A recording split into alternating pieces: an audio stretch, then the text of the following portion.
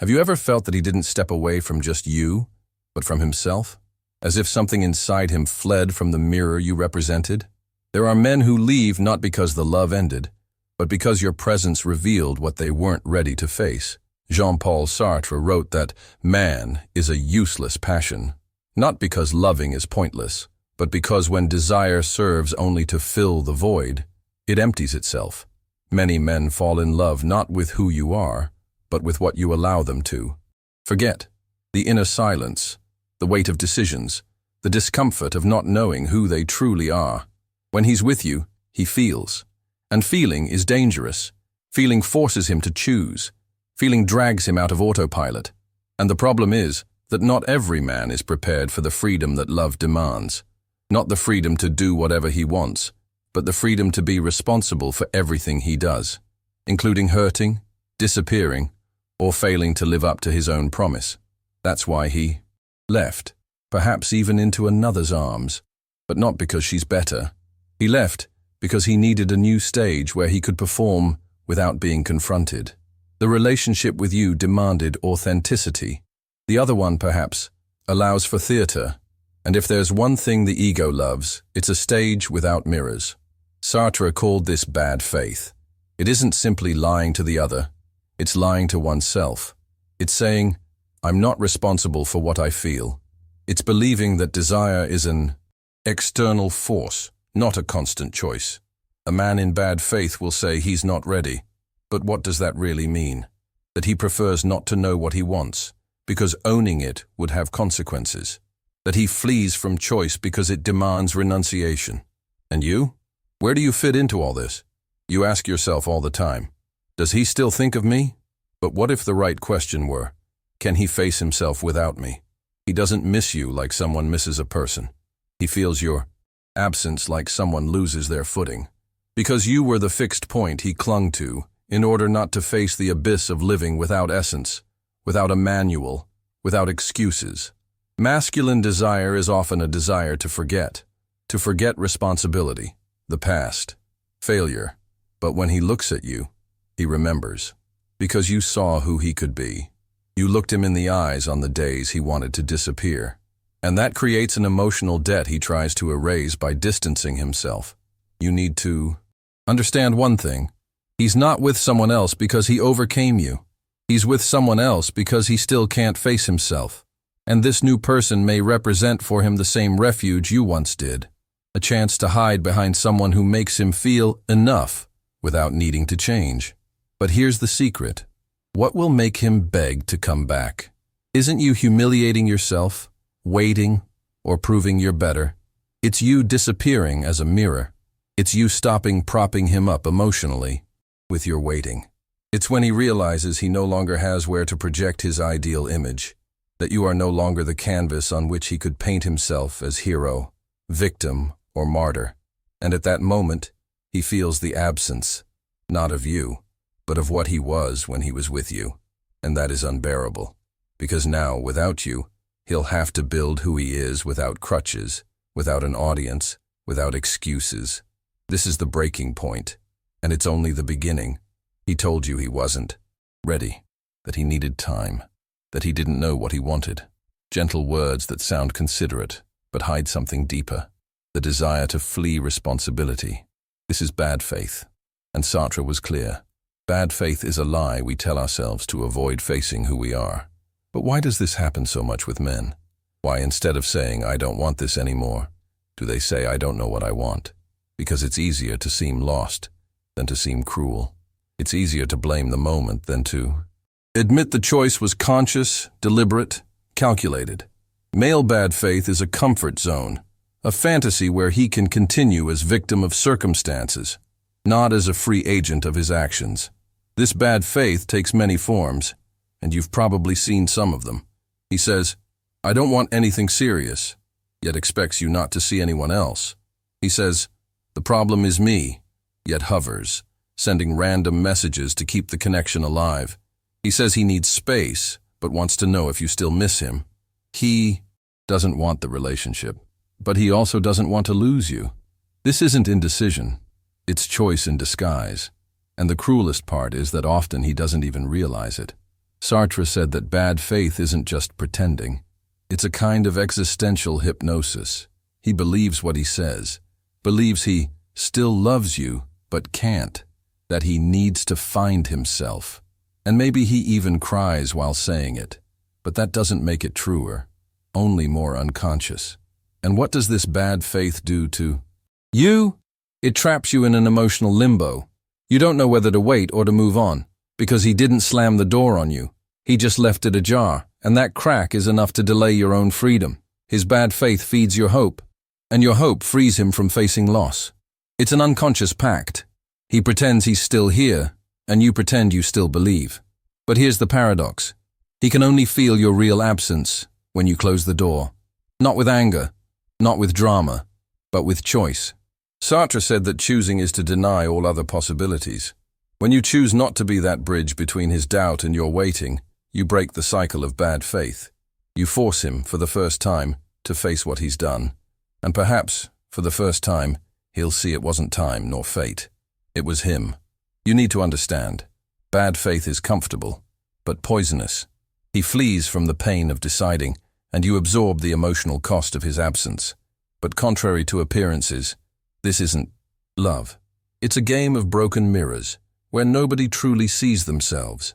And so the lingering question is, why do you still accept this role? Could it be that, deep down, you also shelter from the pain of loss by keeping this illusion alive? Might his bad faith touch a bad faith of yours? The hope that if you wait long enough, he'll return transformed, without you having to give up anything.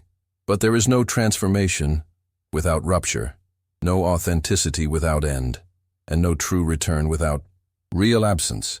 Bad faith is what keeps him away and keeps you trapped. Have you stopped to think that for him, you were never just you, that perhaps you were the place where he could feel like someone? Sartre said that the other is the mirror in which I see myself as I cannot see myself. In other words, he needed you to sustain the image of who he believed himself to be. And that's why now, even with someone else, he still comes back, still searches, still circles, because that version of him that existed with you is no longer available elsewhere, and that disorients him. Your absence is, in fact, his absence. Men project far more than they admit, and in deep relationships, that projection intensifies. Did he see himself as a better man by your side? As caretaker, protector, desired, admired? Now, far from you, he doesn't recognize himself. It's as if, without the reflection of your admiration, he loses part of his own identity. You were the scene where he could perform. The woman who saw him in a way even he didn't see. You gave name, form, presence to what he wanted to believe he was.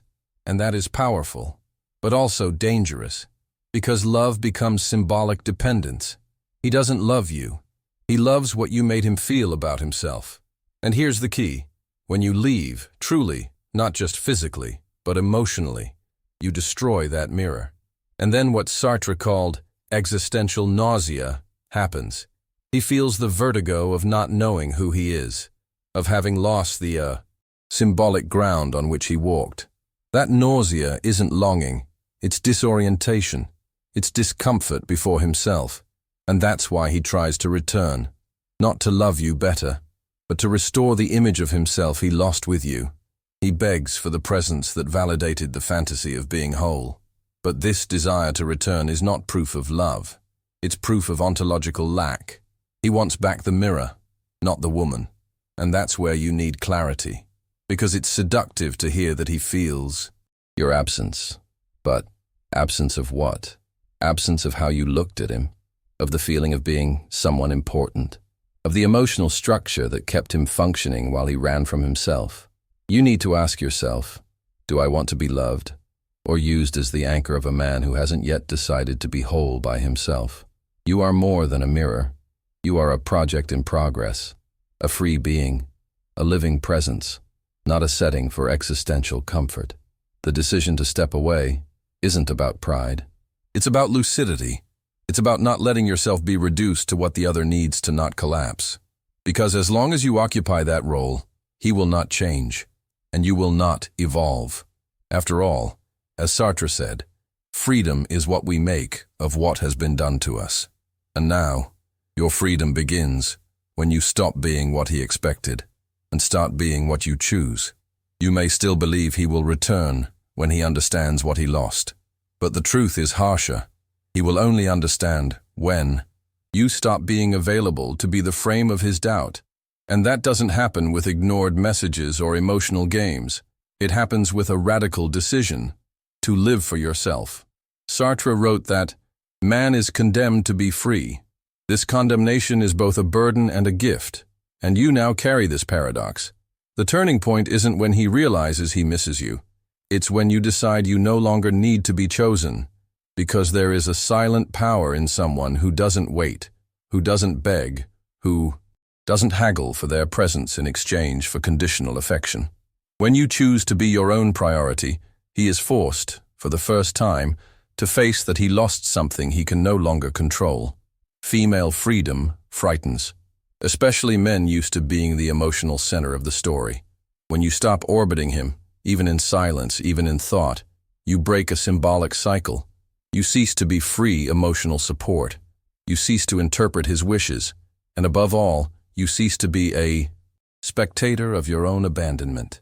This turnaround doesn't demand you shout, prove yourself, or post veiled messages. It demands silence and reconstruction.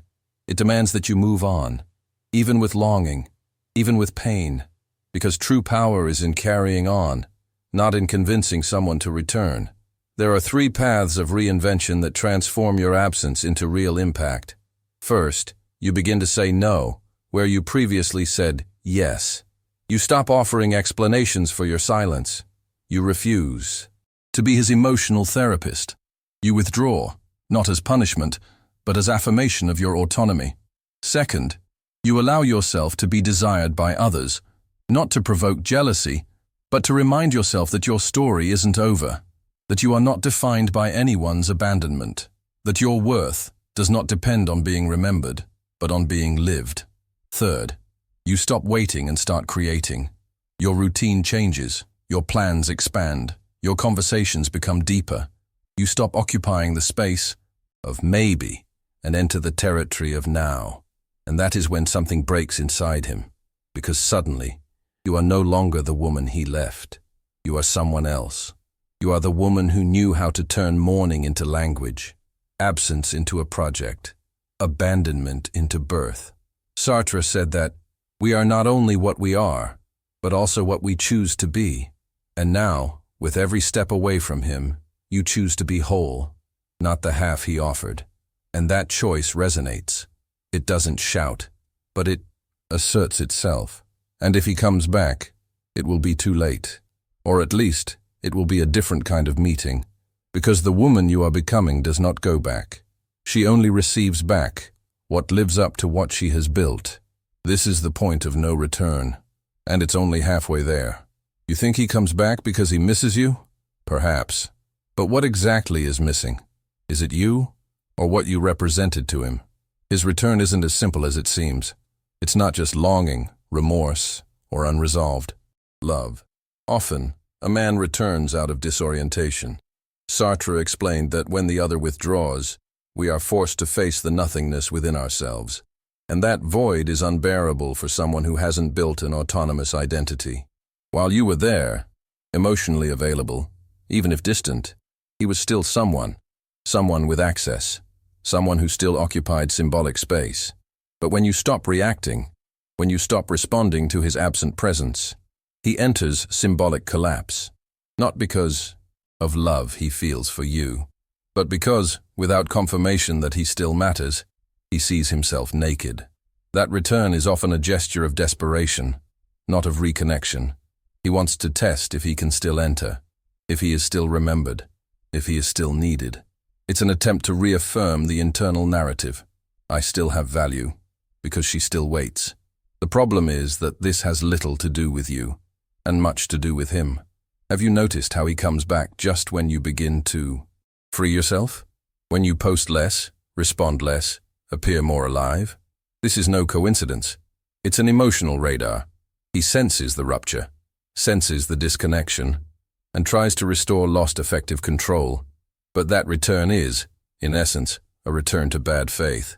He wants to pick up the story where it left off, as if nothing had happened, as if opening the window again meant the house still stood. But the woman who lived the morning and chose rebirth is no longer in the same place. She changed the structure, knocked down walls, painted different colors, and she may not even want that old scenery anymore. The hardest part to accept is this: he doesn't come back for you. He comes back for himself, because the absence you represent is a mirror he no longer has.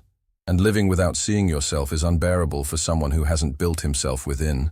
And here comes your lucidity. Don't confuse return with redemption, nor presence with transformation. A man can return to the same place and continue being the person he was when he left. Sartre said that every choice is a creation of being, and if he didn't choose to change, if he didn't create a new project of himself, then he is only trying to return to the old performance. And that no longer serves you. You don't want someone who comes back. You want someone who arrives. He comes back, says he thought a lot, that now he understands everything, that it was a mistake to leave, and he might even say more, that he loves you, that he couldn't go on, that he even misses the silences. But stop, breathe, listen with other ears, because what he says may not be what he is. His return can be legitimate, yes, but it can also be just another layer of bad faith. Sartre reminds us that man is what he makes of what they made of him. And if he returns with the same excuses, with the same neediness, with the same patterns, then nothing has been made, only said. Bad faith changes clothes, but not essence.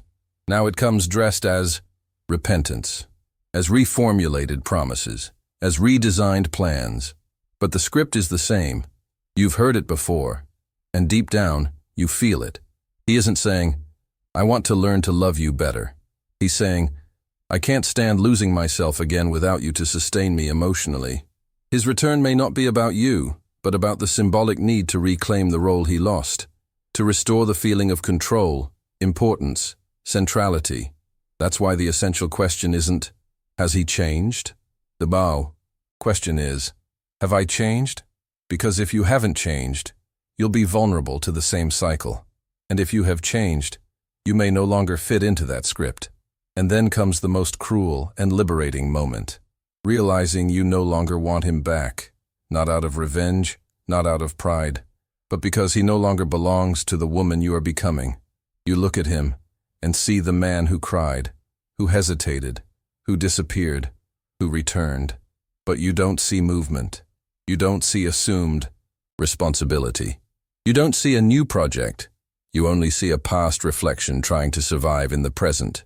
Sartre spoke of the man of bad faith as someone who chooses not to choose, who acts as if he isn't free, so he doesn't have to deal with the weight of freedom. And now you see that clearly. He returns not to live a new story, but to postpone the end of the old one. And here comes the final question. Do you want to be the restart of a comforting lie, or the necessary end so that he finally chooses to grow? The woman you have become doesn't want to be desired by someone who returns. She wants to be found by someone who comes whole. And that, he's not yet. You have already been a mirror. You have already reflected the image he wanted to see. You have already held his silence, interpreted signals, invented meanings for absences. You have already been the setting. You have already shaped his tone of voice, the way he spoke, even his own desires, just to avoid scaring him, just to be chosen. But now, the moment Sartre called transcendence has arrived. The leap, the surpassing of who you were toward who you can be. And here, the question is no longer if he returns. The question is, do you want to be the mirror or the project? The mirror pleases. It's comfortable. It's desired. But it's also invisible. The mirror only exists when someone stands before it, and it disappears as soon as the other turns away. Being a mirror means depending on someone else's gaze to recognize yourself. But being a project, that's another story. Being a project means putting yourself in motion, not waiting, creating meaning where there was none, making absence fertile territory. Being a project means saying, I am what I make of what they made of me. It means taking emotional ruins and transforming them into language, art, body, choice. Yes, that choice hurts, because it implies loss, implies no longer being who you were for him, implies leaving behind not only the relationship, but the version of yourself that only existed within it. But it is that loss that makes you real. He returns, and now he stands before you, perhaps more vulnerable, perhaps more sincere, but still trapped by the desire to be seen by someone who no longer exists. And you feel, the woman who stands here today is not the one he wants back. You no longer seek confirmation. You no longer want to be the only one. You want to be whole. Sartre wrote, "It does not matter what they made of you. What matters is what you do with what they made of you." And now, what will you do? You can keep being the mirror, or you can break it, and with the shards, build something that no external gaze can define anymore. Freedom is that choice, and it's yours alone. We have reached the end, but perhaps for the first time, you are just beginning, because now you know, he may return, he may even beg, but that no longer defines what you choose to live, because the true turning point wasn't his absence. It was your decision to exist beyond waiting. You have learned that masculine desire is often a desire to flee, that bad faith disguises itself as doubt, and that return is not always healing. It's sometimes relapse. You understood that he doesn't miss only you, but the image you sustained, and that when that image disappears, he feels the ground itself vanish. But more than that, you learned about yourself, about your power to say no, about your capacity to move on without being chosen, about silence that becomes strength, about pain that becomes direction. You don't need to be the woman he lost. You can be the woman who, even if desired back, chooses to keep moving. Because now, you no longer live to prove worth. You live to create meaning, and no one can take that away. Sartre said that existence precedes essence. That means you weren't born with a fixed destiny. You make yourself. With every choice, every rupture, every step away from those who don't see you as a subject.